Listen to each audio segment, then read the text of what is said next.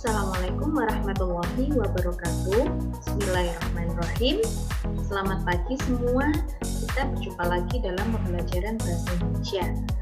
Pada kesempatan kali ini kita akan bersama-sama mempelajari kaidah kebahasaan pada surat pribadi dan surat dinas, khususnya mengenai penggunaan kata baku dan penggunaan kalimat efektif. Baiklah, kita mulai dari penggunaan kata baku. Nah, pada penulisan surat pribadi maupun surat dinas, kita masih sering sekali menemui penggunaan kata yang tidak baku. Nah, untuk penulisan surat ini kita harus menggunakan kata-kata yang baku, yaitu kata-kata yang tercantum di dalam Kamus Besar Bahasa Indonesia dan memiliki makna seperti itu ya. Nah, misalnya Bu Isma memberikan contoh seperti ini. Mana dari kata-kata berikut yang termasuk kata baku? Merubah, menaati, Jumat, kemarin, nasihat, khutbah, izin, jadwal, kwitansi, masjid, jamaah, himbau, ustaz, putra, Ramadan, aktivitas, musola, kementerian. Nah, mana yang baku? Baiklah, Bu Isma bahas satu-satu ya. Misalnya ini merubah, ini tidak baku. Bakunya mengubah. Menaati sudah baku, yang tidak baku mentaati. Jumat tidak baku tanpa menggunakan apostrof atau tanda petik atas ini. Jumat yang benar ya penulisan. Kemarin tidak baku, kemarin. Nasihat sudah baku, yang tidak baku nasihat. Khutbah tidak baku. Yang baku khutbah karena adanya khotib. Nah ya, izin sudah baku, jadwal sudah baku, kwitansi sudah baku, masjid. Nah ini tidak baku, bakunya masjid. Nah beda dengan ini, jamaah ini malah tidak baku, bentuk bakunya adalah jemaah. Himbau bentuk bakunya imbau. Ustadz bentuk bakunya adalah ustaz tanpa D, jadi langsung USTAZ. Putra tidak baku, putra tanpa huruf E. Ramadan tanpa huruf H. Aktivitas, ayo, ini sering sekali Bisma menemui kesalahan seperti ini. Aktivitas, kalau aktif menggunakan F, kalau aktivitas menggunakan huruf P. Musola ini tidak baku, bentuk bakunya musala biasa. Kementerian, kementerian. Nah ini selain kata-kata ini masih banyak penulisan kata yang biasanya masih menggunakan kata tidak bagus seperti itu ya, baik di surat pribadi maupun surat dinas.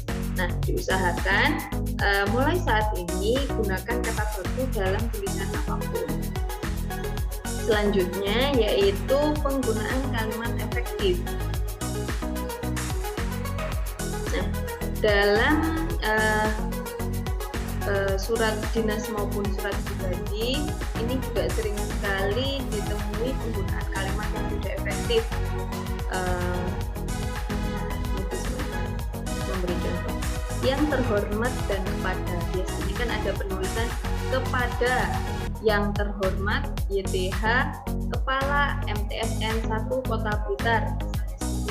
Kalau sudah ada YTH tidak perlu kepada, kalau sudah ada kepada tidak perlu YTH, tapi lebih baik gunakan YTH daripada kepada. Nah, ini untuk alamat surat ya. Penggunaan keduanya ini menjadikan kalimat tersebut tidak efektif seperti itu. Lalu yang kedua, atas perhatiannya kami ucapkan terima kasih. Nah, nya ini merujuk ke siapa? Ini menjadikan kalimat ini tidak efektif. Jadi dalam surat dinas ini ya, biasanya kebanyakan pada dinas, atas perhatian bapak atau ibu, seperti itu saja. Langsung gunakan kata sapaan. Atau atas perhatian saudara kami ucapkan terima kasih. Ingat-ingat ya, jangan menggunakan nya. Nya ini merujuk ke siapa? Selanjutnya, YTH yang terhormat Bapak Kepala Sekolah SMPN 1 Blitar. Nah, ini ya. Bapaknya ini tidak perlu, langsung saja yang terhormat Kepala SMP. Mengapa Bapak tidak perlu? Ya kalau kepala sekolahnya Bapak, kalau Ibu. Nah, Jadi untuk menggeneralisasikan atau membuat jadi umum tanpa kata sapaan ini, langsung kepala gitu saja.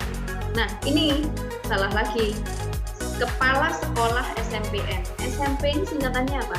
Sekolah Menengah Pertama Negeri. Berarti kalau seperti ini, Kepala Sekolah Menengah Pertama Negeri. Nah, sekolahnya tidak perlu ya, langsung. Yang terhormat Kepala SMPN 1 Blitar. Ini berlaku juga untuk misalnya kalian karena sekolah di MTS ya, berarti yang terhormat Kepala MTSN 1 Kota Blitar, langsung seperti itu saja.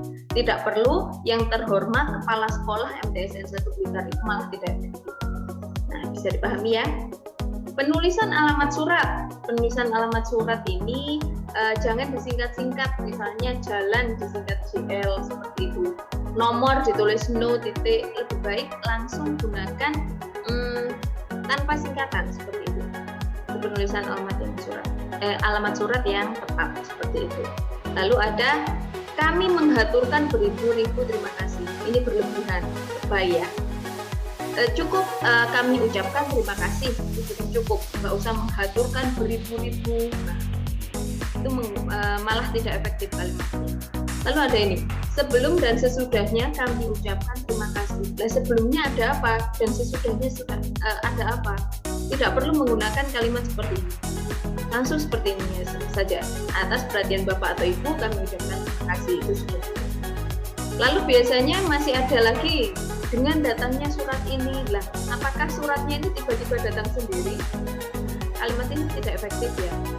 Langsung saja menggunakan dengan hormat kami memberitahukan bahwa seperti itu misalnya, atau apa kabar saudaraku, kalau itu misalnya surat pribadi. Kalau surat dinas biasanya kan diawali dengan hormat. Dengan ini kami memberitahukan bahwa dengan datangnya surat ini, loh, suratnya apakah datang sendiri? Seperti itu.